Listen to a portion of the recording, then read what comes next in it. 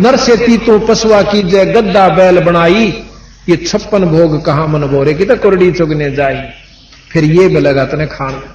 और फिर क्या होगा कि प्रेत सलाब बढ़ा देंगे मेरे किसे, तेरा बाप प्रेत बन रहा भूत है, और नो कर उसके पिंड भरवा दे, दुनिया छूट जाएगी। नो कर फिर प्रेत सलाब पे जा विराजे पेतरों पिंड भराई, और फिर बहुत श्राद्ध खान में आए, काग बहे कलमाए। फिर आगे बढ़ाओगे एक श्राद्ध काट दे तेरे पिताजिया का, और फिर ऊपर बगा देंगे एक टूक, वो धर देंगे रोटी, देख काग आ गया ना खान खातिर, तेरे पिताजी आ गए। वो बाबू काग बन का आ गया थारा, और मुक्ति की बात देखो तो। नौके बहुत श्राद्ध खान को आए, फिर काग बहे कलमाही, और फिर भी नौके ठीक से साधना आया। बंदी छोड़ महाराज कहते हैं गरीबदास जी, जय सतगुरु की संगत करते तेरे सकल कर्म कट जाए। ये सब झंझट तो पांडा छूट जाए, ना श्राद्ध काटने की जरूरत, ना किधर धोख लाने की जरूरत, एक नाम जपने की आवश्यकता है। और अपना ये पाठ करवा लो साल भर में एक, जिसमें 5 यज्ञ हो जाते हैं। फिर निश्चिंत देखा थारा भूतक प्रेतक पितर सत्तर कौन से आगे दुखी करे से। तो हमने जो है ना साधना कति छोड़ रखी है, और रोजाना की हम बताते हैं एक नित नियम से उसकी आरती। हमारे बच्चे, एक लड़का है, वो आपको दिखाओ कहां है, वो सतपाल का लड़का, वो यहीं घूम रहा था छोटा, उसके 2 साल पहले से आरती याद है सारी, जो हम पौन घंटे की शाम में होती है, कंप्लीट आरती याद है। और ये और भी बच्चे छोटे छोटे हैं जितने, सबका रोजाना आरती करते हैं, इनका परिवार बैठ के एक जोत जगा करके, एक धूप जगा करके प्रतिदिन हवन करते हैं ये, और नाम नारा जाप करते हैं परमात्मा का। तो इस प्रकार महाराज कहें कि जय सतगुरु की संगत करते तेरे सकल कर्म कट जाई। और भाई अमरपुरी पर आसन होते जहां धूप ना छाई, अमरपुरी उस सतलोक में तेरा स्थान बन जाता। सुरत नृत मन पवन, ये एक विधि है जाप करने की। सुरत नृत मन पवन पियाना, इन चारों चीजों को मिलाकर सुरत नृत और पवन, यानी वायु को, सांस को और मन को इकट्ठा करके नाम सहित ये जाप करना हो से, फिर इससे हम अंदर से उस अपनी समाधिस्थ होने की कोशिश, ऊपर को हमारी सुर चलनी शुरू हो जाती है। सुरत नृत मन पवन पयाना, शब्द शब्द समाई, और दास गरीब गलतान महल में मिले कबीर गोसाई। बोल सतगुरुदेव। पूज्य गरीबदास जी महाराज की अमृतमयी वाणी के खुलासे का आज द्वितीय दिन है। तारीख 29/3/1997। परमपिता परमात्मा सतपुरुष स्वरूप कबीर साहब तथा उन्हीं के अवतार बंदी छोड़ गरीबदास जी महाराज की एक विशेष रजा का प्रमाण है कि आज हम उनके द्वारा एक अनमोल शास्त्र जो हमें दिया गया, उसके बारे में अभी तक विशेष प्रचार नहीं हो पाया, क्योंकि हमने इस शास्त्र को इतना गहराई से नहीं खोजा। इसको विद्वानों ने तो एक आम समझ लिया कि ये तो जो है कोई खास शास्त्र नहीं, क्योंकि आम भाषा इसमें, लोकल भाषा जैसे कहो, इसमें प्रयोग की गई है। और 1-2 अक्षर को पढ़ा होगा, छोड़ दिया होगा कि ये तो एक अनाड़ी से मूर्ख से व्यक्तियों की भाषा है, जो कि विद्वानों की भाषा तो संस्कृत होती है। अब संस्कृत का जो प्रभाव है कति कम हो चुका है। भाषा का हम आपको फिर याद दिलाना चाहते हैं, भाषा चाहे संस्कृत हो, चाहे शुद्ध हिंदी हो, फारसी हो, उर्दू हो, या अपनी साधारण भाषा जो हम आपस में बातचीत करते हैं, किसी भी भाषा में, भाषा का कार्य अपने विचारों को दूसरे तक पहुंचाने का ही होता है, बस। इसके बाद भाषा का कोई तात्पर्य नहीं रहता। आगे फिर जो भाषा बोल रहा है, जो भाषा प्रयोग कर रहा है, उसकी शक्ति उसमें काम कितनी कर रही है। किसी भाषा में कोई भी अफसर वहां की मातृभाषा के अंदर कोई भी शब्द जो कहेगा, उस अधिकारी के शब्द ने उसी भाषा में उतना काम करना है, चाहे हम संस्कृत में बोलें और चाहे हिंदी में। उसी भाषा को, उन्हीं वाक्यों को एक व्यक्ति बोलता, उसकी कोई असर नहीं करता, और उसी वाक्य को उसी भाषा में अधिकारी, जैसे कोई भी अफसर हुआ और चाहे राजा हुआ, उन वाक्यों को बोलेगा तो जितनी उसमें शक्ति है वही भाषा आगे जाकर उतना काम कर देती है। तो इस प्रकार महाराज गरीबदास जी की वाणी को इतने महान ग्रंथ को, जो कि सृष्टि में अपने हिसाब का 1 नंबर का ग्रंथ है, प्रथम ग्रंथ है, नहीं समझ पाए। इसके अंदर विशेषता क्या है कि 4 वेद, 6 शास्त्र, 18 पुराण, महाभारत, गीता जी, रामायण और श्रुति और मोहम्मद धर्म जो कि मुसलमान धर्म है, उन सब का वर्णन विवरण दे करके और साथ में फिर उनके से लाभ तथा हानि बताई कि जो उपासना हिंदू धर्म में चल रही है वह कितना आडंबर है और मुसलमान धर्म में जो मनमुखी उपासना है वह कितनी खतरनाक है।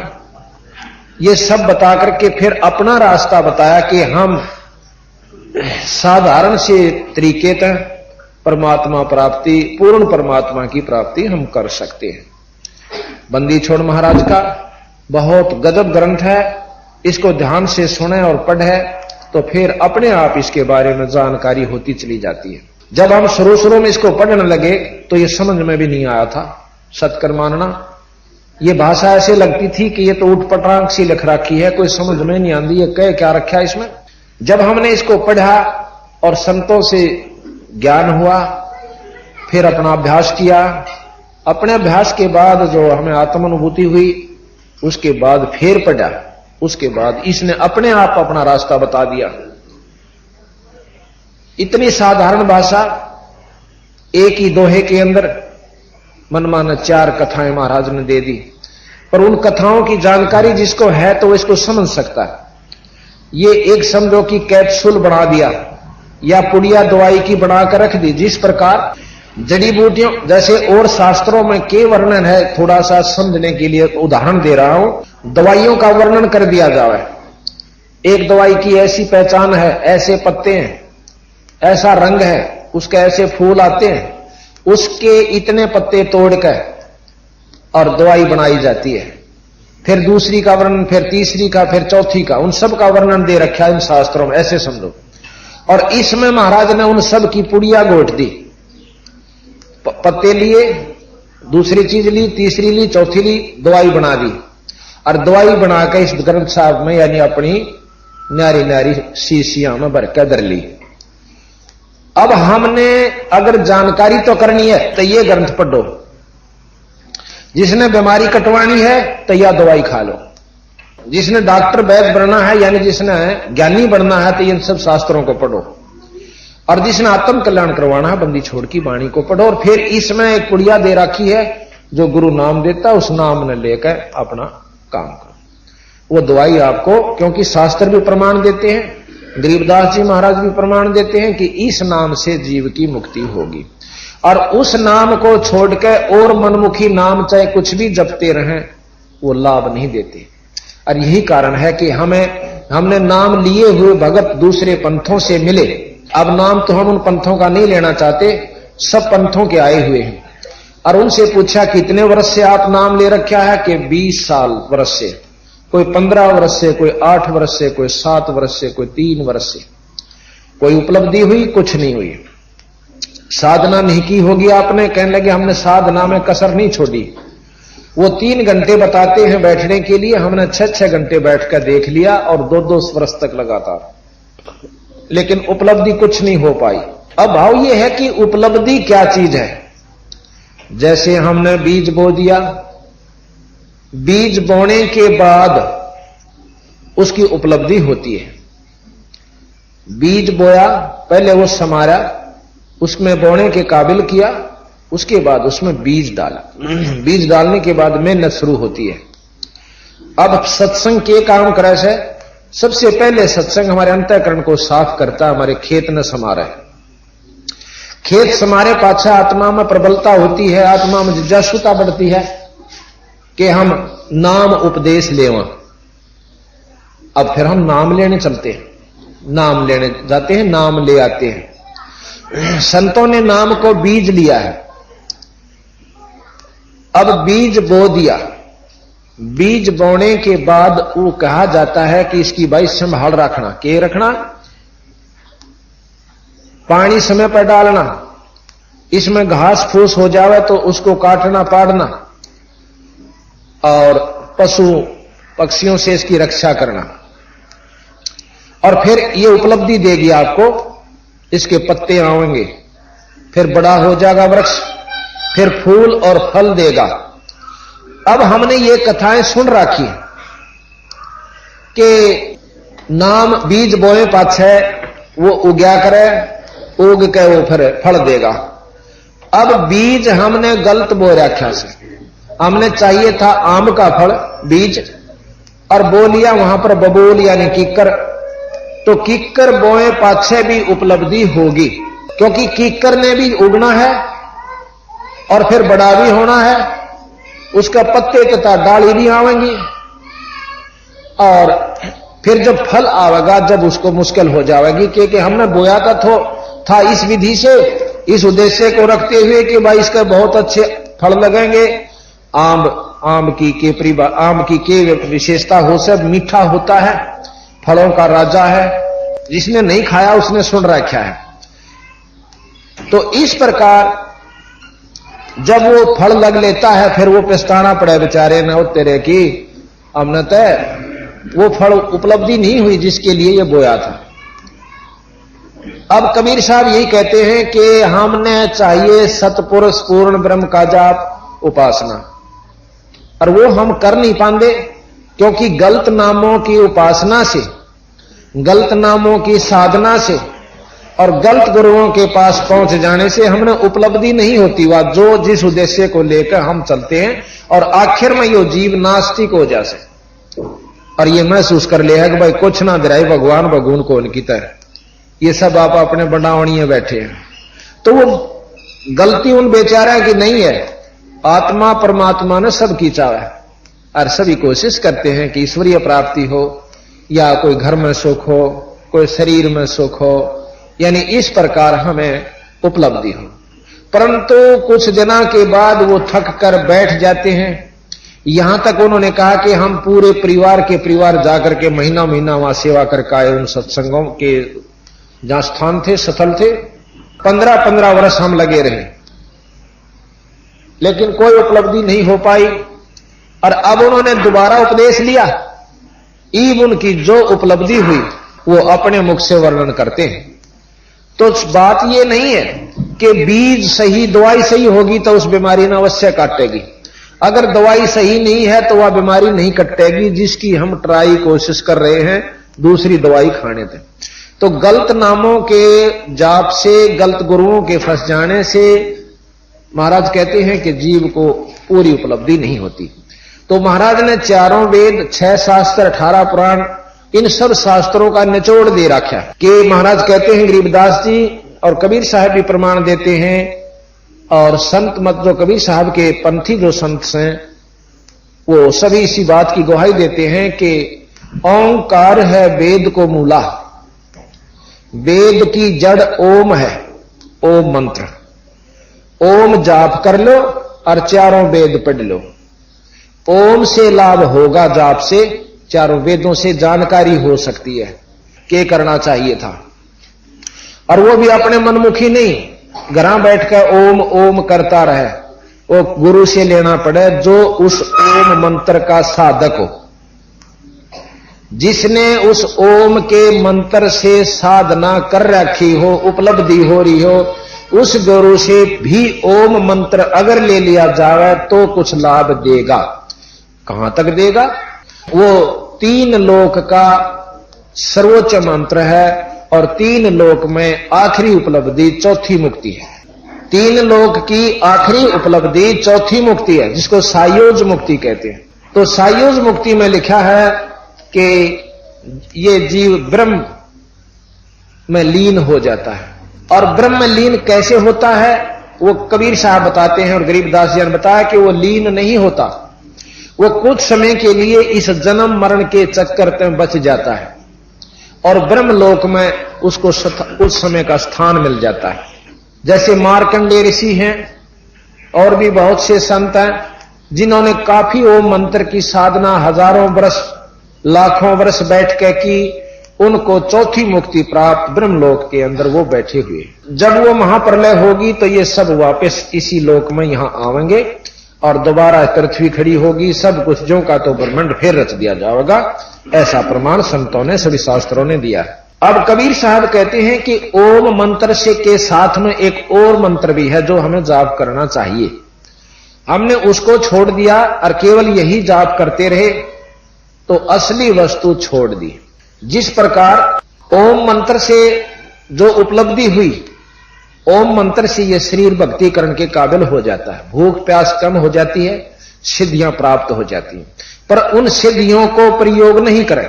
उसके बाद इसको परिपक्व करने के लिए एक और मंत्र है जो इसमें दे रखा है कबीर साहब ने, गरीबदास जी ने, कि ओम भी जाप करना है, पर निरे ओम तक काम नहीं चलता। इससे ऊपर एक मंत्र और है। उस मंत्र से फिर इसमें जैसे गेहूं बड़ा हुआ और बाल नहीं आई, जब उसमें बाली आ गई तो उसका कुछ फल है, और बाली आनते पहले उसको चरा लिया तो वो कोई लाभ नहीं देता, चारे चारे का लाभ आपको दे रहा है। इसी प्रकार हम केवल ओम मंत्र को ही सर्वश्रेष्ठ मानकर और उसकी उपासना करके अपने आप को पूर्ण मुक्ति के साधक समझते हैं, अनजान से बेरा नहीं। अब जैसे गेहूं में जब तक वो दाना नहीं बन ले, बाल पगी पक नहीं हो ले, तब तक पहले उसको काट लेने से कोई लाभ नहीं होता। तो ओम मंत्र जो है ये बाल आनते पहले की जितनी प्रक्रिया उस पौधे की है वो ओम मंत्र से होती है। इससे ऊपर सोहम मंत्र है, सोहम, क्योंकि इसमें क्लियर बता रखा है महाराज ने, और वो भी पूरे गुरु से मिले, नो जानकारी होगी भाई ओम भी है सोहम भी है, इससे भी कोई लाभ नहीं होगा। अब जैसे कोई अपॉइंटमेंट लेटर देता है और उसमें लिख रखा है कि you are hereby appointed for the post of फलाना फलाना, इतने इतने आपके रिटायरमेंट होगी, ये आपकी तनख्वाह होगी, वो सब ने मालूम है। लेकिन जब तक अधिकारी उस पर दस्तक नहीं कर देगा, जो उसमें अपॉइंटमेंट अथॉरिटी है, अपॉइंटिंग अथॉरिटी है, जब लग वो कागज कोई काम नहीं आवे, चाहे उसने ज्ञान भी रहा हो। तो इस प्रकार गुरु की आवश्यकता पड़ती है इस मंत्र को लेने के लिए। फिर विधि नहीं बतावांगे हम कि कैसे जपा जाता है, मेरे ओम सोम जपण तक कोई लाभ नहीं होता। और एक विधि बताई जाती है, जैसे बंदूक भी हो और गोली भी हो और चलान का बेरा ना हो, ले हांडे जा ना बंदूक। भाई पशु घेरन का काम तो बेसिक ले ले उस बंदूक की लठ ने, जिसने नहीं दे रहा है, क्या गुड़ फोड़ देगा पाड़ी, क्या प्याज फोड़ देगा, और काम बंदूक नहीं दे सकती। इसी प्रकार अनजान व्यक्तियों ने महाराज के मंत्र जरूर ढूंढ लिए कि इस ग्रंथ साहब में लिख रहा कि क्यों घरा घरा रखा है, तो घर घर महाराज का ग्रंथ साहब बहुत से व्यक्तियों के पास। अरे कल आया था भगत जी ने बोला मैंने सारा याद से ग्रंथ साहब, मतलब परीक्षार्थ आया था, और बोला इसमें ये मंत्र है और वो मंत्र है, इनसे क्या लाभ होगा, करके देख लिया हमने 20-20 साल, कुछ नहीं होता।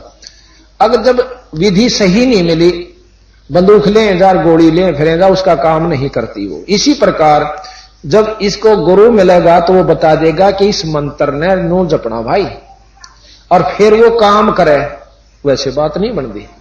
तो अज्ञानता के कारण हम ना जाने कहां साधना कितने अपनी मनमर्जी नाम याद भी कर लिए और पता भी चल गया कि न्यू करया करें, फिर भी लाभ नहीं होता। तो ये जान फिर महाराज ने बताया कि इस ओम सोहम मंत्र से ऊपर एक और मंत्र है जिसको सार नाम कहते हैं। आपको बताएंगे कि मनमुखी नाम 36 जगह मिलते हैं, पर वो नाम काम नहीं करते, क्योंकि मीराबाई का प्रमाण मिलता है कि ओहंग सोहंग डोरी लागी दिल की दुर्मत सारी भागी। मीराबाई ने रविदास जी का नाम लिया, रविदास जी के गुरु रामानंद जी थे, रामानंद जी को कबीर साहब ने शिष्य होकर बताया था गुरु जी इस मंत्र से लाभ होगा। नरे ओ रामानंद पहले ओम जाप ही किया करता था, और इतना 104 साल के ब्रह्मचारी और साधक योगी और चारों वेदों के ज्ञाता, उस पर भी महाराज कबीर साहब ने समझाया कि मेरे ओम तक काम ना चला स्वामी जी, और फिर आप मैं नाम बताऊं इसका और जाप करो और आगे शिष्यों को दो। तो जब रामानंद जी ने, जब महाराज कहते हैं रामानंद ओम की तारी, रामानंद जो है ओम की आशा, केवल ओम तई की उसकी उम्मीद ला रखी थी स्वर्ग प्राप्ति की। ताते सोहम ताते खंडी सोहम श्वासा, इससे उसके वो सोहम सांस जो थे जवाब थे वो खत्म हो रहे थे। अब फिर बताते हैं कि ओम, अच्छा आपने अभी गोरखनाथ जी के बारे में प्रमाण देंगे कितने महान शब्द हुए। इस पृथ्वी पर गोरखनाथ जी का सम्मान कोई शब्द नहीं हुआ। और गोरखनाथ जी की और कबीर साहब की वार्ता अभी आपको हम सुनाएंगे। और उस गोरखनाथ जी शब्द ने भी कबीर साहब के चरणों में माथा टेक कर और यथार्थ मार्ग पूछा। जब उनको बताया सतगुरु महाराज ने कि ये नाम जप, तो जब यहां आपने शब्द सुना होगा, बंगला खूब बना है दरवेश, उसमें फिर कहता है कि उसमें शब्द आता है कि ओंकार के सोहंकार में, शब्द आपने सुना भी होगा, बंगले में गाते हैं कि ओंकार के सोहंकार में, ओम और सोहम, ओंकार ओम, सोहंकार सोहम, ओंकार के सोहंकार में। जब ये मंत्र कबीर साहब से नाथ जी को मिला तब उसकी मुक्ति का साधन तैयार हुआ। फिर उसके बाद एक सार शब्द होता है, सार नाम। ये उसके बाद उस सार नाम भी जब तक नहीं मिलेगा इतने नरे ओम सोम तभी बात नहीं बनती। अब इतना गजब भेद सतगुरु गरीबदास जी और कबीर साहब ने हमें दिया।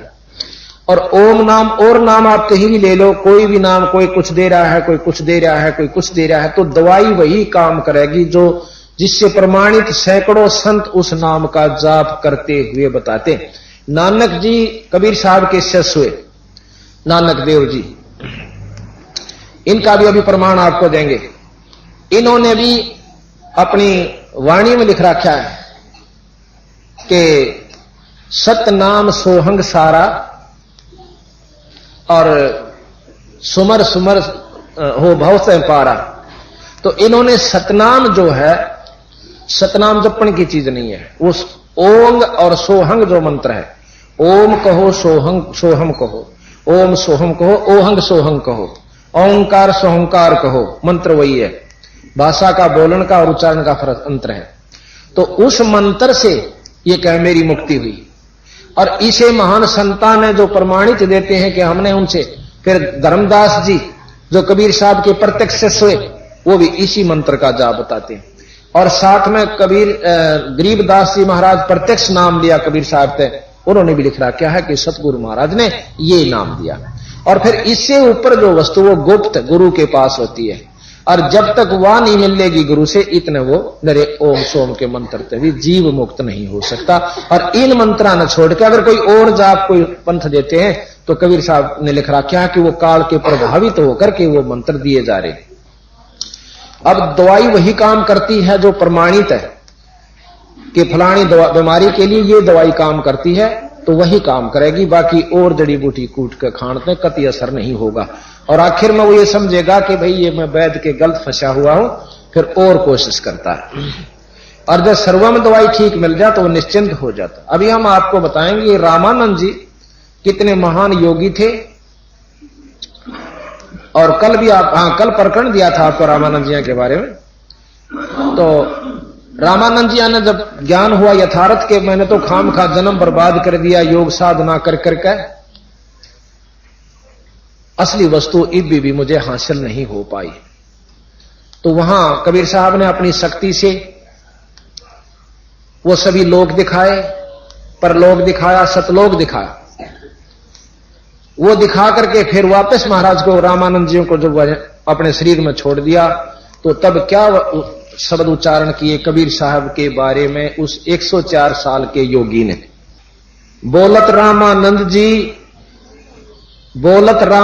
जी सुनो कबीर करतार। रामानंद जी कहते हैं कि हे भगवान कबीर, हे कबीर परमात्मा, आप मेरी सुनो क्योंकि आप ही भगवान हो। बोलत रामानंद जी सुन कबीर करतार, गरीबदास सब रूप में भाई तुम ही बोलनहार। कि सारे जीवों में हर व्यवस्था में आपकी शक्ति संतरित है। तुम साहेब, तुम संत हो, साहेब कहे परमात्मा को, तुम साहेब तुम संत हो, तुम सतगुरु तुम हंस, गरीबदास तुम रूप बिन और न दूजा अंश। आप ही सर्वशक्तिमान हो, आप सारी ब्रह्मांड के रचयिता हो और सबके पालक हो। और फिर साथ में वही रामानंद जी की बात कैसे कि मैं भक्ता मुक्ता हुआ, मैं आपका भक्त, मैं आपका सेवक। कितने महान ऋषि और वो 5 साल के कबीर साहब का आज्ञा यूं कहे, मैं भगता मुक्ता हुआ किया कर्म कुंद नाश, और गरीब दास अवगत मिले भाई मेटी मन की बांस। अविगत मिले, जिसकी कोई गत नहीं जानता उसको अवगत कहते हैं, जिसकी कोई महिमा लीला को नहीं जान सकता उसको अवगत कहते हैं। फिर साथ में क्या बताया कि दोहू ठोर है एक तू, दोहू ठोर सतलोक में भी और यहां मनुष्य रूप में भी आप ही आए हुए। दोहू ठोर है एक तू भया एक से दो, यानी परमात्मा से शरीर धार का आप यहां आ गए। दोहू ठोर है एक तू हुआ एक से दो, गरीब दास हम कारणे उतरे हो मग जो। मग कहे रास्ते को और जोए वहां से चलकर आप आए हो हमारे लिए। मैं नगदी बाणी कहूं और जिनसी राखी झांप, गरीब दास इस महल में नाब नासी का माप। एक विधि बता रहे हैं कि इस शरीर के अंदर ऐसे सुमरण कीजिए, नाकी पर झांकी लगी और झांकी बीच द्वार, गरीबदास उस महल चढ़ के उतरो परले पार। ये प्रमाण सतगुरु गरीबदास जी महाराज दे रहे। अब हम आपको गोरखनाथ जियों के बारे में जानकारी देंगे कि महाराज की कबीर साहब की और गोरखनाथ जी की कैसे गोष्ठी हुई। पहले मैं आपको वैसे उदाहरण समझाऊंगा मोटा मोटा, फिर इसमें महाराज की कबीर साहब की वाणी के द्वारा आपको समझाएंगे और गरीबदास जी की वाणी भी प्रमाण देती है। एक समय गोरखनाथ जी काशी में आए। अब सद पुरुष जब चाहे प्रकट हो सकते हैं। कई भाइयों को ये वहम हो जाता है कि गोरखनाथ जी कब हुए, कबीर साहब जी कब हुए। एक समय की बात है, एक संत के पास हमारे भूरी वाले महाराज हुए हैं छुडानी में, मेले पर गोपीचंद भर्तरी आए। आते किस रूप में ना बेरा किस रूप में आ जा, मंगते के रूप में आ जा, कि कोई भी रूप ना आ जाए, पर वो जान सकते जिसको ज्ञान है कि ये कौन है। वो बैठ के उनकी कुटिया में, वो और किसी नहीं बढ़ दिया करते, वह आए जब उन्होंने मना नहीं किया कि आने दो इनको। और बूढ़े बूढ़े लत्ते पाटे से और दाढ़ी सी बड़ी हुई। जब वो जा लिए, जब शिष्यों ने पूछा महाराज ये कौन थे, अब ये गोपीचंद भर्तरी थे। भाई ये महाराज हम तो दर्शन कराओ, करो थे दर्शन, और के दर्शन क्यों करके रहे, देखे नहीं तुमने, हम तुम तो मिला हो, मिले उड़ा पाछे में बैठे हैं मंदिर का पछले कान। वो गए बाजे, वहां जाकर देखे हैं कि दो संत रूप में बैठे हैं, लाल कपड़े पहरे आराम से। वो नहीं थे जो उन्होंने उस रूप में देखे थे, वो घूम घाम का आगे नो बोले महाराज जी वहां तो संत को नहीं, वो गोपीचंद भर्तरी था को ना वह थे। अक वो देखे नहीं तुमने, वो बैठे थे दो लाल कपड़े में। अक वो तो जी वह ना थे, अक वह थे, वह इतनी देर में संत करा के खेल कर ले। इस प्रकार और भी कई प्रमाण मिलते हैं। तो गोरखनाथ जी कबीर साहब से आकर मिले, रामानंद जियों से मिले। कबीर साहब तो बहुत छोटे थे और कहने लगे मेरे साथ आप ज्ञान चर्चा कीजिए। आप इन लोगों को बेवकूफ बना रहे हो, आपके पास साधना नहीं है, आप सतमार्ग नहीं दर्शन कर रहे, आप इतना बड़ा पंथ चला बैठे और आपके पास वस्तु नहीं है। मैं बताऊंगा, और ऐसे नहीं बताऊंगा, सारे साधु समाज और भक्तों के सामने तेरी बेइज्जती करूंगा, और जौन सा हार जाएगा वो चेला बन जाएगा। अब रामानंद जी के पास सिद्धि शादी तो थी ना बेचारे, तो विशेष मतलब भाई इतना जरूर दे रहा था कि वो गोरखनाथ पूर्ण सिद्ध है और लोग सिद्धि ने ज्यादा पसंद करे हैं, भक्ति ने थोड़ा। अब कोई हम कितना ज्ञान कच देर, कोई यहां बैठकर इसका छत का सर ला देर उल्टा आ जाता, सब देश उसकी गेल हो लेगा कि उस संत। और संत नो कहे वो तो पशु समान है, पक्षी नहीं उड़ जाते, उनको सिद्धि दे रखी भगवान ने, पर ला रखे हैं उनके करनी अनुसार, उड़ जाते हैं। और उन करनी के लिए उसको सिद्धि दे दी, आकाश से उड़ जाई। एक सिद्धि जल पैर ना लाई, एक सिद्धि ऐसी हो जो पानी का पानी नहीं लगे, गार नहीं लगे, रेता नहीं लगे। तो हमने सोचा इसके साथ साधु तो हो ही नहीं सकता, तो बस छोड़ के वो सिद्धियां से काम नहीं चलता, आत्म कल्याण नहीं होता। तो यही कारण हुआ रामानंद जी हाथों भर ली, क्योंकि भाई इतने बड़े समाज में चैलेंज तो उठना ही पड़े, पर घबरा रहे बहुत ज्यादा। कबीर साहब ने बोले जी की बात है ऋषि जी, गुरुवर आज चिंता में कैसे है? अब चिंता केस है कबीर भाई, बात न्यूस है कि गोरखनाथ जी आए हुए हैं और उन्हें डंका बजवा रखा सारी काशी में कि भाई मेरे साथ गोष्ठी करो और जो आर जाए। और भाई आपने बेरा है गोरखनाथ की ऐसी शक्ति तो सिद्धि तो देख सह कोनी ने वो भक्ति मारी श्रेष्ठ से, पर कौन सुने भक्ति ने। कबीर साहब ने बोले अब चिंता मत करो गुरुजी, आप चलो। अब निश्चित समय पर चले गए। वहां पर गोष्ठी तैयार हुई, बहुत संगत बैठ गई। आके एक बहुत बड़ा सिद्ध महात्मा रहा है और रामानंद जी को चैलेंज कर रखा है। गोरखनाथ नहीं बताया उन्होंने, बाद में बताया संतों ने, सतगुरु महाराज ने। तो गोरखनाथ जी ने अपना त्रिशूल गाड़ लिया साथ में और बैठ गए। ऊपर रामानंद जी बैठ गए, नीचे कबीर साहब बैठ गए। जैसे ऊपर स्टेज बनी हो गुरु के चरणा में, छोटे से 5 साल के 7 साल के कबीर साहब बैठ जाते हैं, 7, 8, 10 साल के। तो गोरखनाथ जी ने प्रश्न किया कि भाई रामानंद जी आप मेरे से बात करो। तो कबीर साहब खड़े हो गए, छोटे से बच्चे। नो बोले स्वामी जी प्रथम मेरे साथ बात करो और पाछे मेरे गुरु जी तो बात करिए। अब इस बात ने सुनकर गोरखनाथ जी पहले तो हंसे। नो बोला रे काल का बालक, हर सवाल जवाब मेरे साथ, और वो भी गोरखनाथ सिद्ध से। नो बोला जी कोई बात ना, बात करने में कोई डर नहीं होती। तो कहने लगे भाई न्यों नहीं बात बनती, ऐसे कर तो मेरे साथ आ। वो त्रिशूल गाड़ रखा था।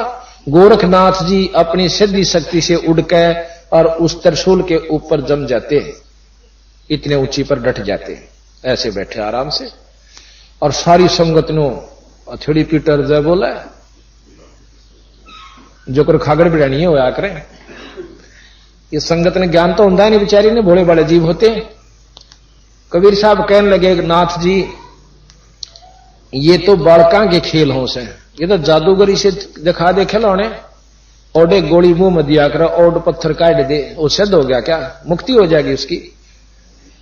एक टोकरी ही हाथ देगा कबूतर बना दे, ये सिद्धि से काम नहीं चलता। आत्म कल्याण का मार्ग कुछ और होश है। अगर वो बेरा हो तो ज्ञान संगत ने दो, फिर हम जाएंगे। तो गोरखनाथ जी ने बोला तुम्हारे पास कुछ नहीं है। क्यों? गोरखनाथ की समर्थन में से हजारों आदमी जिसने सिद्धि देखी नो कहा देखा महाराज जी तयूस है। कबीर साहब ने सोची लाता के भूत बाता तो नहीं मानना करते। उसी समय अपनी गोज में कुकड़ी होया करे ना, काचे सूत की छोरी बहू बुढ़िया काट्या करती पहला, ईब तक हर नहीं रहे वो चरखे। वो काचे सूत की कुकड़ी इतनी मोटी हो जाए, वो मन माना 200 से 150 फुट का तार होया करे लंबा कच्चा सूत का, उसका एक सिरा पकड़कर वह कुकड़ी ने बगा दी। वह रील हो सफेद धागे की, वह उड़ती बहुत बड़ी लंबी होगी। अरण्यों का नो धागा लंबा खड़ा कर दिया। कबीर साहब वहां से उठे और उसके ऊपरी सिरा पर जा बैठे। नो बोले नाथ जी अब यहां आइए। ठीक है भाई, बराबर में होया करे गोष्ठी तो यहां बैठ कर कीजिए। ये कोई बड़ी बात नहीं थी, गोरखनाथ भी जा सके थे ऊपर, क्योंकि वो तो बहुत बड़े सिद्ध हुए। सिद्धि क्या चीज है? कोई साधना कर लेने से उसकी उपलब्धि जो हो सिद्धि कवा। अब इंजीनियरों ने मैकेनिकों ने इस घड़ी की सिद्धि कर रखी है कि चाबी भर दे और या चलने जाएगी, जितनी चाबी इसमें भर रखी है इतनी चला गया सिद्धि है। पर चुंबक ला दो यहां पर, ये जो की तो जाम हो जाएगी। इसी प्रकार कबीर साहब एक चुंबक थे। गोरखनाथ जी की सिद्धि कति खत्म होगी और नीचे बैठ गए। और समझदार की यह खास बात है, जैसे आपको कल बताया था कि रामानंद जी ने इतना पता चला था कि ये तो पूर्ण संत है, और एक जुल्हे का छोरा और 5 साल का, और वो बात बतावा जो कि मैं अंदर आंख से देख रहा हूं, और बाकी मेरे 1400 चेले बैठे, इनने जानकारी भी नहीं। तो उसी समय रामानंद जी ने कबीर साहब को उस जुल्हे को नीच जाति का कहे थे, जिसको छाती का लगा लिया था। उन्होंने समाज नहीं देखा, उन्होंने ज्ञान की को प्रधानता दी कि परमात्मा किसी रूप में भी आ सके। उसी प्रकार गोरखनाथ जी ने इस बात को ज्यादा नहीं बढ़ाया। हाथ जोड़ के बोले महाराज जी नीचा दर्शन दो, बात फैसला हो गया। महाराज नीचे आगे, फिर बातचीत हुई। उस दिन कबीर साहब ने गोरखनाथ जियों को उपदेश दिया, उनके शिष्य हुए, और उसके बाद गोरखनाथ जी की मुक्ति हुई। अब हम गोरखनाथ जी के बारे में आपको प्रकरण बताते हैं, प्रमाणित, वैसे नहीं कोई चलते फिरते। और इसी का प्रमाण कबीर साहब ने भी दिया है, गरीबदास जी ने। अब भी कई नाथ परंपरा के जो संत हैं, जो गोरखपंथी हैं, वो कहें जी कबीर साहब शब्द रूप में नाथ जी तक मिले थे, जरूर मिले हैं। और उसके बाद आपने नाथपंथी ऐसे मिलेंगे जो इतने गजब शब्द महाराज कबीर साहब अनुसार उन्होंने बना और गा रखे। जैसे भानीनाथ आपने सुना होगा, गुलाबनाथ के सुने होंगे। तो ये गोरखपंथी नाथ परंपरा के होते हुए भी संत मत को अपना रखा है। तो जब जानकारी होगी तो गोरखनाथ जी ने यह बात मान ली। अब हम थोड़ा सा आपको वर्णन देते हैं कबीर साहब की। कबीर सागर से साहबार वाणी है। योगी गोरखनाथ प्रतापी, प्रतापी कहें बहुत शक्तिशाली, और तासो तेज पृथ्वी कांपी, उसके तेजता उसके प्रभावता पृथ्वी भी कांप जाती थी, इतने प्रबल तपस्वी गोरखनाथ जी हुए। काशी नगर में सोपग पर ही रामानंद से चर्चा कर ही, चर्चा में गोरख जय पावे। सब ने बेरा था कि भी गोरखनाथ साहब ने तो जीतना है, जीतना है। चर्चा में गोरख जय पावे, कंठी तोड़े तिलक छुड़वावे। अब वैष्णु साधुओं की कंठी होती है गले माला, और तिलक लाते हैं 3, कहते हैं उन सब तिलकों को धोकर कंठी तोड़वा देगा रामानंद जी को हरा करके। सत कबीर शिष्य जो भय हो, यह वृंतांत सो सुन ले। रामानंद के शिष्य कबीर साहब हुए थे, उन्होंने इस चर्चा को सुन लिया। गोरखनाथ के डर के मारे और बैरागी नहीं भेख समारे। वैरागियों का, वैष्णव का अलग से भेष होता है, कंठी पहनना, तिलक लगाना और कई फरुआ लेना, कई तरह की उनके साधना होती है। उन्होंने कोई से नहीं उस दिन ये साधन किए कि पहचान ना ले वैष्णव साधु हैं और हमारे साथ हमारी बेइज्जती ना हो जाए। तब कबीर आज्ञा अनुसारा, वैष्णव सकल रूप संवारा। कबीर साहब ने बोले निश्चिंत होकर अपना उसी रूप में आओ, चलो क्यों चिंता करते हो। सो सुध गोरखनाथ जो पावे, काशी नगर शीघ्र चल आवे। रामानंद को खबर पठाई और चर्चा करो मेरे संग आई। रामानंद की पहली पौड़ी, सत कबीर बैठे तीस ठौड़ी। रामानंद जी तो ऊपरली पैड़ी पे, कबीर साहब निचली पैड़ी पे, यानी गुरु शिष्य के भाव से चरणों में बैठे। कहे कबीर सुन गोरखनाथा, चर्चा करो प्रथम मेरे साथा। कबीर साहब गोरखनाथ जी बोले कि नाथ जी प्रथम मेरे से बात करो, प्रथम चर्चा करो संग मेरे। पीछे मेरे गुरु को टेरे, बालक रूप कबीर निहारी। तब गोरख ये वचन उचारी। छोटे से बच्चे के रूप में और बंदी छोड़ कबीर साहब को देख के तो कबीर और राम और गोरखनाथ जी ने बोले रे काल का बालक और चर्चा मेरे साथ। तो के बोले कि तू कब तक बैरागी हुआ, कब तक वैष्णु हो गया। तो बंदी छोड़ कबीर साहब ने कहे जब तक तेरा ब्रह्मा था ना विष्णु था, और ना शंकर जी थे, और ना तेरी धरती थी, ना आसमान था, ना 21 ब्रह्मांड थे, मैं जब का सू भाई। अब इसका विवरण आपको विधि से देवांगे, ध्यान से सुनिए। कब के बहे बैरागी कबीर जी, कब के बहे बैरागी। अब कबीर साहब उत्तर देते हैं, ये प्रश्न गोरखनाथ जी करते हैं। कबीर साहब उत्तर देते, नाथ जी जब से भय बैरागी, मेरी आद अंत सुध लागी। दूधों कार आद का मेला, नहीं गुरु ना ही था चेला। जब का तो हम योग उपासा, और तब का फिरों अकेला। जब धूंधोकार था या कुछ भी नहीं था, उस समय के हम योगी भी हैं और सारी साधना सिद्धियां हमारे पास थी, और यहीं से ये ज्योत निरंजन हमारे से तप करके लेकर आया। इसने 21 ब्रह्मांड का राज हमारे ले रखा है, जिसमें 3 देवता प्रधान बना रखे हैं, ब्रह्मा विष्णु महेश। इस 3 लोक का उनको राज दे रखा। धरती नहीं जद की टोपी दीना, और ब्रह्मा नहीं था जब का टीका। और शिव शंकर से योगी ना थे, जद का झोड़ी सिक्का। द्वापर की हम करी फावड़ी, त्रेता को हम दंडा। सतयुग मेरी फिरी दुहाई, कलयुग फिरो नौखंडा। गुरु के वचन साध की संगत, अदर अमर घर पाया। कहे कबीर सुनो हो गोरख, तब हम तत्व लखाया। तत्व कहे सार भेद को, यथार्थ चीज हमने जीवों को आके बताई। गोरखनाथ जी उस बालक के मुख से ये वचन सुनकर दंग रह गए, तथा मानवश बोले कि तेरी के उम्र से बावड़ा, इतनी ऊंची बात मत कहा। तो कबीर साहब ने ये शब्द कहा, जय कोई बूझे बावरा के केस है उम्र हमारी, असंख्य युग पर ले गए हम तब के ब्रह्मचारी, कोट निरंजन हो गए परलोक सिधारी, करोड़ों निरंजन हो जा लिए, जिस अलख निरंजन का, जिस ब्रह्म का, ज्योत निरंजन का ध्यान ब्रह्मा करे, विष्णु करे और शंकर जी करे, उसे तेरे निरंजन अलख निरंजन ज्योत निरंजन ब्रह्म पिराने कितने हो जा लिए, कोट निरंजन हो गए परलोक सिधारी, हम तो सदा महबूब हैं सो हम ब्रह्मचारी। 10 करोड़ ब्रह्मा हुए और 9 करोड़ कन्हैया, 10 करोड़ तो ब्रह्मा हुए गए और 9 करोड़ कन्हैया विष्णु जी, और 10 करोड़ ब्रह्मा गए 9 करोड़ कन्हैया, और 7 करोड़ शंभू गए मेरी एक पलैया। मेरी तो एक पल और ये इतने 7 करोड़ शंकर भगवान भी खत्म हो लिए। अब हम इष्टवादी होकर के इन बातें न सुन नहीं सकते। हम नो सोचा सा कि कबीर साहब तो शंकर जिया की विष्णु भगवान की निंदा करते, निंदा इन्होंने कितना नहीं कर रखी, इनकी तो सच्चाई नहीं खत्म हुई, निंदा करने की फुर्सत न मिली कहा।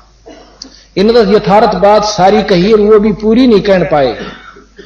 अब ये शास्त्र प्रमाण दे हैं कि तीनों देवता खत्म हो जाएंगे जब महाप्रलय होगी, तो इन्हें क्या गलत कह दी। एक शब्द आपने सुना होगा, गगन में आग लगी बड़ी भारी, गगन में आग लगी बड़ी भारी, ब्रह्मा भी जल गया, विष्णु भी जल गया, शंकर जड़ा लटाधारी, यो शब्द ला दिया। तो वहां इष्ट उपासक बड़े नाराज से हो, बोला यू के शब्द कह रखा को कबीर साहब ने। फिर उनको दिखा कि ये शास्त्र बताओ भाई, ये कह रखा है इन्हें, अरे यो इन्हें कह रखा, या तो फिर इन्हें भी गलत समझो ना, इन्हें क्यों गलत समझा, ये तो शास्त्र हिंदुआ कैसे। तो यही हमारे अंदर इष्टवादिता जो बचपन में कूट कर भर दी, हम एसटीएम ने नो समझ रहे हैं, ये प्रधानमंत्री है, कोई नो कही एसटीएम है, प्रधानमंत्री नहीं है, तो हम काली मानना साहब ले हमारे साहब ने बिसराव है। तो जिसने ज्ञान नहीं वो उनको समझ सकता है, बाकी को नहीं। 10 करोड़ ब्रह्मा गए, 9 करोड़ कन्हैया और 7 करोड़ शंभू गए मेरी एक पलैया, मेरी एक पल हुई है। कोटन नारद हो गए शंभू से चारी, देवता की गिनती नहीं क्या सृष्टि बिचारी, नहीं बूढ़ा नहीं बालक अरना में भाट बखारी, कहे कबीर सुनो हो गोरखिया से उम्र हमारी। अब इस प्रकार आप हिसाब लाइयो। अब रामानंद जी को नीचा दिखाने के लिए फिर गोरखनाथ जी ने एक और प्रश्न किया कि पूछा कि किसका लड़का है तुम। अब कबीर साहब साची बताओ, मैं जुलाहे का छोरा भाई, और न्यू कहेंगे छोरा जुलाहे का नीच जाति वाले का को नाम दे रखा रामानंद जी ने, और ये नीची नाड़ करके यहां से उठ जाएगा। तो तेरी क्या जात है, अलख निरंजन से ऊपर आप कैसे होगे। निरंजन ही जग का करता है, गोरखनाथ जी कहते हैं निरंजन ही जग का करता है, इससे ऊपर कोई नहीं। आप तो ऐसे कह रहे हो जैसे खुद परमात्मा हो। तो यहां कबीर साहब अपना शब्द बताते हैं, अवधू अवगत से चल आए मेरा मर्म भेद ना पाए। अवगत, जिस गत को कोई नहीं जानता, हम सतलोक से आए और इस महिमा को कोई नहीं जानता मेरी को। अवगत से चल आए मेरा भेद मर्म ना पाए, ना मेरा जन्म ना गर्भ बसेरा हम बालक हो दिखलाए। ना मेरा जन्म ना गर्भ बसेरा बालक हो दिखलाए, और भाई काशी नगर जंगल बिच डेरा तहां जुलाहे पाए। अब मेरी जात देख लो, मैं केस हूं, सतलोक से आया था अपनी शक्ति से, और एक तालाब में आकर मैंने अपना स्वरूप धारण किया छोटे से बच्चे का, और वहां पर मुझे एक जुलाहे ने उठा लिया। काशी नगर जल बिच डेरा तहां जुलाहे पाए। मात पिता मेरे कुछ ना ही, ना मेरे घर दासी, ना मेरा मां, ना मेरा पिता, और ना मेरी कोई पत्नी। और जुल्हे का सुत आन कहाया जगत करे मेरी हंसी। मैं एक जुल्हे का पुत्र आके कवाया और दुनिया मेरी हंसी करती है, पर मैं जो हूं वो ज्यों का त्यों। मात पिता मेरे कुछ ना ही, ना मेरे घर दासी, और जुल्हे के सुत आन कहाया जगत करे मेरी हंसी। धड़ नहीं मेरा गगन कुछ नाही, सूझे अगम अपारा, सत स्वरूपी नाम साहेब का सो है नाम हमारा। जो परमात्मा का सर्वश्रेष्ठ नाम है वो नाम मेरा है। अभी आपको हम प्रमाण देंगे, वेदों के अंदर कबीर नाम की कितनी महिमा गा रखी है, और वेद इस सृष्टि के सर्वश्रेष्ठ ज्ञान है। वेदों को सब मानते हैं कि वेद जैसा ज्ञान नहीं। अब उसी वेद के अंदर आपको हम कबीर नाम की महिमा का वर्णन सुनाएंगे, दिखाएंगे, और टीवी पर भी इसका जो का तो आपको प्रमाण देंगे, ताकि कोई भ्रम में ना रहे। इन आने वाले समय के जो बच्चे और हमारी संतति होगी, ये यथार्थ ज्ञान को पकड़ के अवश्य न महसूस करेगी कि यथार्थ ज्ञान यथार्थ ही होता है। कहते हैं सत स्वरूपी नाम साहेब का सो है नाम हमारा। जो सत नाम, सच्चा नाम, सार नाम, यानी जो असली वस्तु है, वो जो नाम है सतगुरु का, वही मेरा नाम है, वही मेरा स्वरूप है। यानी मैं सतपुरुष पूर्ण ब्रह्म का अवतार और उसी का रूप हूं। तो यहां कहते हैं अदर दीप गगन गुफा में तानिष्ठ वस्तु हमारा, ज्योत स्वरूपी अलख निरंजन वो धरता ध्यान हमारा। अब कहें जिस ज्योत स्वरूपी निरंजन को तुम परमात्मा मानते हो, वो भी मेरा ध्यान धरे से मेरे से शक्ति संतरित करता, मेरा जाप करता है। अधर दीप गगन गुफा में, अधर कहें ऊपर, द्वीप कहें लोक को, उस ऊपरले लोक में, सतलोक में, सतधाम में मेरा असली वस्तु है, मेरा असली स्वरूप शब्द रूप है। अधर दीप गगन गुफा में तहां निज वस्तु हमारा, और ज्योत स्वरूपी अलख निरंजन यो जपता नाम हमारा। ये थरा ज्योत स्वरूपी अलख निरंजन, जिसको वेद ब्रह्म कहते हैं, निराकार कहते हैं, ये आकार में अपने रूप में, अपने लोक में, जो निरंजन लोक के अंदर ये आकार में है, और वो भी हमारा नाम जप करके अपनी शक्ति प्राप्त कर रहा है। और निरंजन से शक्ति प्राप्त कर रहे हैं ये ब्रह्मा विष्णु महेश जाप करते हैं। आपने शंकर भगवान का चित्र देखा होगा, उसमें वो समाधि नजर में अवस्था में आपको देखते हैं, तो वो किसका नाम जप है?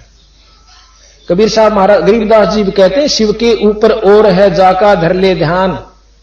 इस शिव जी तो ऊपर और एक शक्ति है, उसका ध्यान तुम धरो, तुम भी इनके बराबर की शक्ति प्राप्त कर सकते हो। पर हमने इन बेरा हो क्या है कि हम तो माता मसणिया तना सुलझ देवता ही और पितर भूत ये ना जिन जनते मारे कनागते ना पूरे उनते ऊपर चाला कैसे। तो ऐसे सत्संग में आओ तो हमें ज्ञान हो और उस वस्तु को हम प्राप्त करके आगे चालन की तैयारी करें। हाड चाम लहू ना मेरे हूं सतनाम उपासी। ना मेरा हाड, ना चाम, ना मांस, मेरा शरीर तेज पुंज का, कबीर साहब कहते हैं।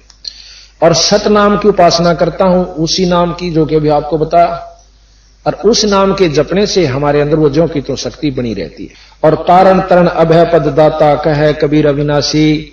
तारण तरण यानी यहां से मैं मुक्त करने वाले बंदी छोड़ कबीर साहब, वो हमारे को अपना ज्ञान देते हैं। अब हम आपको थोड़ा सा, अब कबीर साहब से नाम लेकर के गोरखनाथ का अर्थ हुआ। अब नानक जी के बारे में आपको ज्ञान बताएंगे कि नानक साहब भी कबीर साहब के शिष्य हुए। आप ऐसी ऐसी बात सुनोगे कि एक बार तो ऐसी मन स्वीकार नहीं करता उस बातों को कि ये बात कद हो सका है। कबीर साहब तो एक भगत, मुश्किल से हम इनको भगत मान्या करते, मुश्किल से, नहीं तो कवि के रूप की संज्ञा दे करके उसको समाप्त कर दिया करते कि तो कवि हुआ ऐसे एक छोटा सा। और जब इनकी लीला और महिमा का आपको ज्ञान होगा तो और महापुरुषों को जिनको आप भगवान की संज्ञा में लेते हो, उनकी इनकी लीला सुनकर वो फीकी पड़ जाएंगे अपने आप। आप सुनता ध्यान से सुनिए, 7 दिन में आपको वो चीज मिलेंगी जो आज तक नहीं सुनी होंगी। काशी नगर जंगल बिच डेरा तहां जुलाहे पाए, मात पिता मेरे कुछ नाही, ना मेरे घर दासी, जुल्हा के सुत आण कहाए, भाई जगत करे मेरी हांसी। बंदी छोड़ कबीर साहब ने बोले कि मैं, मेरी जात देखो, मैं आया सतलोक से अपनी शक्ति से, और एक बालक के रूप में लहर तारा तालाब के अंदर एक बच्चे के रूप में प्रकट हुआ, और वहां पर एक कांसी के जुल्हे ने मुझे उठा लिया। अब आप देख लो मेरी जात के बनेगी। जुल्हे का पुत्र मुझे कहा गया, मुंह बोला पुत्र था तो जुल्हा मान लो, और वैसे मैं परमात्मा सु भाई, अनंत कोट ब्रह्मांड का मालिक। धड़ नहीं मेरा गगन कुछ ना ही, सूझ अगम अपारा, ना मेरा शरीर है, तेज पुंज का शरीर सतगुरु का था। सूझ अगम अपारा, और सत स्वरूपी नाम साहेब का सो है नाम हमारा। कि सत स्वरूपी जो नाम है वही जो परमात्मा सतपुरुष का असली नाम है, वही सतनाम मेरा नाम है। यानी कबीर नाम की महिमा आपको वेदों में भी हम बताएंगे। वेद दिखाऊंगा, शाम वेद के अंदर खुद शंकर भगवान पार्वती जी शंकर भगवान से पूछा से कि हे स्वामी, आप कई बार कबीर नाम का उच्चारण करते हो कि एक बहुत अच्छे परमात्मा कबीर हैं। वो कबीर कौन है, उसकी महिमा श्याम वेद के अंदर जो की तो प्रश्न उत्तरी दे रखी है, वो आपको समझाएंगे, दिखाएंगे। तो यहां कहते हैं कि सत स्वरूपी नाम साहेब का सो है नाम हमारा। और फिर कबीर गोरखनाथ जी ज्योत निरंजन अलख निरंजन के उपासक हैं। हमारे गांव में एक नाथ परंपरा का आश्रम है, हम छोटे छोटे थे, वो संत आ करते भिक्षा लेन, तो मोगरा दरकन देड़ी के ऊपर ने मारा करते खड़कांदे अलख निरंजन। तो हम बच्चे से थे कि अलख निरंजन कोई भगवान ना होगा, और है भी परमात्मा। ये 21 ब्रह्मांड तक का परमात्मा अलख निरंजन है, जिसको ज्योत निरंजन भी कहते हैं। इसको काल कहा संतों ने। काल क्यों कहा कि ये दुनिया को पैदा करे और मरवावे, पैदा करे और मरवावे, और फिर उस अंश जीव के हंस वासना को तपस्या पर भून कर खावे। यह बात नई सुनने वाले का नहीं जचती कि ऐसा नहीं हो सकता। क्यों हमारे ग्रंथों ने शास्त्रों ने ऐसे ढंग से मोल्ड करके धर दिया, हम कोई वस्तु न मानने तैयार नहीं, चाहे सच्ची भी हो। क्यों इन शास्त्रों को आप पढ़ कर देखोगे, कोई से में कोई से की बात सही नहीं जचती। आपको आज शिव पुराण भी पढ़कर सुनावांगे और विष्णु पुराण भी सुनावांगे, कुछ अंश थोड़े थोड़े। उनमें शिव पुराण में तो शिव जी को ही सर्वशक्तिमान मान कर विष्णु को अंश बता रखा, नौकर अनुचर उनके बहुत, और विष्णु पुराण में शंकर जी को उनका बहुत छोटी इकाई का माना। फिर हम बताएंगे कबीर साहब ने क्या बताया और जो का तुम पाया। तो कहते हैं ज्योत स्वरूपी अलख नरन अगर दीप गगन गुफा में तहां निज वस्तु हमारा, और ये ज्योत स्वरूपी अलख निरंजन जपता नाम हमारा। हाड चाम लो हूं ना मेरे, हूं सतनाम उपासी, और तारण तरण अभय पद दाता नो कहे कबीर अविनाशी। कि मैं तो इस सृष्टि को पार करने के लिए आया हूं, और जिन्होंने मेरे नाम का जाप किया, मेरे अनुसार मेरे अनुयायियों शिष्यों से लेकर के वो मुक्ति को प्राप्त हुए। तो फिर गोरखनाथ जी ने फिर प्रश्न किया कबीर साहब ने, बोले हे महाराज, आप तो ये तिलक भी ला रहे हो, वैष्णु साधु बन बैठे और कंठी भी पहन रहे हो। नो बोला गुरु जी ने जो बेस ही ने दे दिया उन्होंने ले लिया, पर इन तक कुछ आसरा ना होता। कंठी पैर ला चाहे तिलक ला ले, इस तक कोई लाभ नहीं होगा। चाहे लाल लतड़े भी पैर ला, ढाडी भी रखा ले, जटा भी बढ़ा ले। वस्तु नाम से कमाई होती है, और नाम की कमाई नहीं बनी तब भी कोई फायदा नहीं। पर असलियत में सुन ले, मैं केस हूं। क्या बताया? अवधु हम तो परपट्टन के वासी, परपट्टन कहे परलोक, परलोक मीन सतपुरुष, पर ब्रह्म पूर्ण ब्रह्म का लोक, अपना धाम। जैसे विदेश कहे ना, विदेश तो सारे ही हैं। मैं विदेश से आया हूं। विदेश कौन से विदेश से आए हो? यहां परपट्टन समझो, विदेश परलोक। तो परपट्टन बंदी छोड़कर अपने धाम की तरफ इशारा है, पूर्ण ब्रह्म के लोक, सतधाम सतलोक की तरफ। अब सतधाम का आपको वेदों में दिखावांगे। सतधाम लिखा है सतपुरुष पूर्ण ब्रह्म का, परमात्मा का जो जिससे सारी सृष्टि चेतन है, उसका परब्रह्म सतधाम लिख रखा है वेदों में।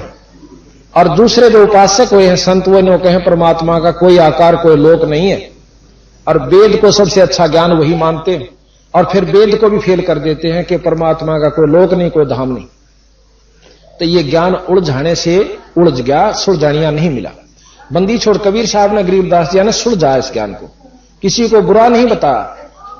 उनकी साधनाओं को इतना जरूर कहा कि गुआर बो कर आम की बाट मत देखो, गुआर बो कर गेहूं की इंतजार मत करो। गेहूं बोरे गुआर बोरे सो आप गलत बोरे सो, और कहो सुनो गेहूं से, तो उसने न्यू बता दिया ये गेहूं नहीं से, तो उसने जान का फायदा हो सकता है।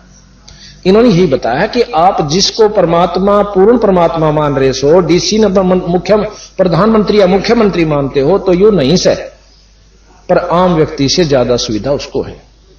उनकी तकरीबन मिलती जुलती प्रक्रिया हर चीज उसमें होती है। अफसर में डीसी की और मुख्यमंत्री की तकरीबन मिलती है। गनमैन भी होता है, पुलिस भी होती है, कार भी हो से, झंडी भी हो से।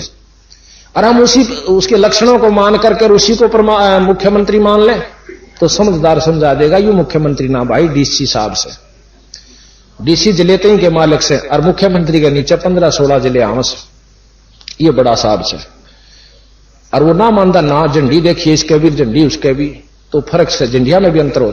फिर मुख्यमंत्री प्रधानमंत्री की कति मिल जा से घना ख्यास करनिया बेसक पर कर ले कि प्रधानमंत्री से मुख्यमंत्री वाय झंडी चक्कर वाली आगे पाछे गनमैन और 20-20 गाड़ी, तो उनको भेद करनिया बतावेगा जिसने जानकारी। इसी प्रकार हम मंत्रों शास्त्रों को ज्ञान जरूर जानकारी हुई पर सही उन्होंने बताया कबीर साहब ना के कि ये यहां तक के भगवान से परमात्मा से, ये ऊपर के परमात्मा से, इनसे ऊपर कुछ और शक्ति है। अब दू हम तो पर पट्टन के बासी, तीर्थ जाना देवल पूजे ना वृंदावन काशी।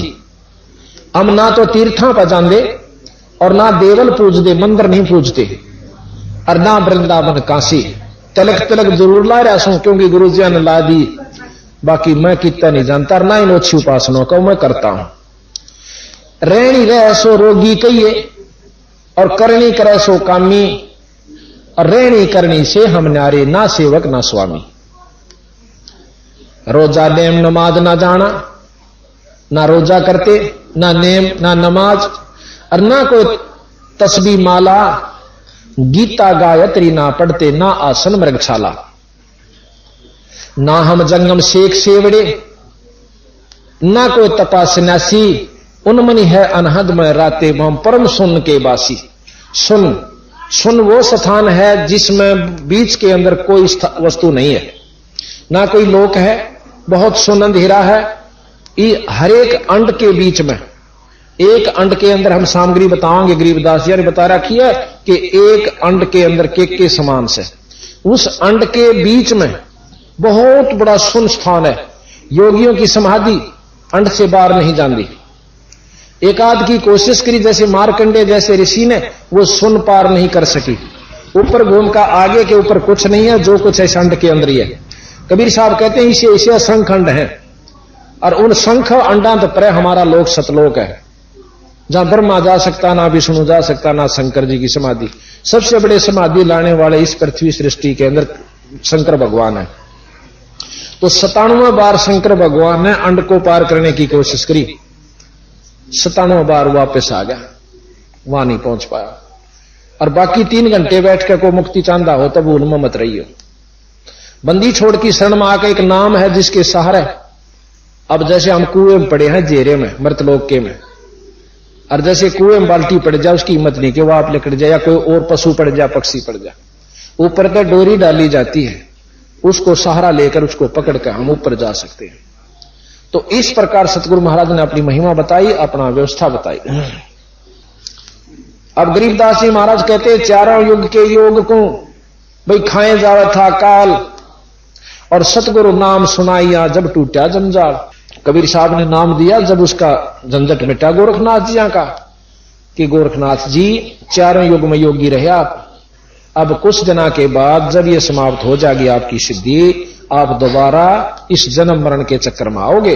अब भी गोरखनाथ जी की जो करनी कर रखी है उसके मन में विश्वास इतना जरूर हो गया कि सत नाम सत रास्ता कबीर साहब का है, लेकिन पूर्ण विश्वास नहीं हो पाया। इसकी वजह से उसको एक गेड़ा फेर देगा कबीर साहब। कहते हैं गोरखनाथ जी जब सतयुग शुरू होगा उसमें 1 लाख वर्ष तक दिल्ली का राज करेंगे और ब्रह्मचारी रहेंगे। 1 लाख वर्ष वही गोरखनाथ जी आकर दिल्ली का राज करेगा। अब ये बताओ जब गोरखनाथ जी की मुक्ति नहीं हो पाई तो आम व्यक्ति की नहीं हो सकती। तो हमने पूर्ण विश्वास के साथ कबीर साहब का नाम जपना होगा और यहां की सब वासनाएं खत्म करनी होगी। किस प्रकार? जैसे गरीबदास जी महाराज कहते हैं, इंद्र का राज काग का बेस्टा,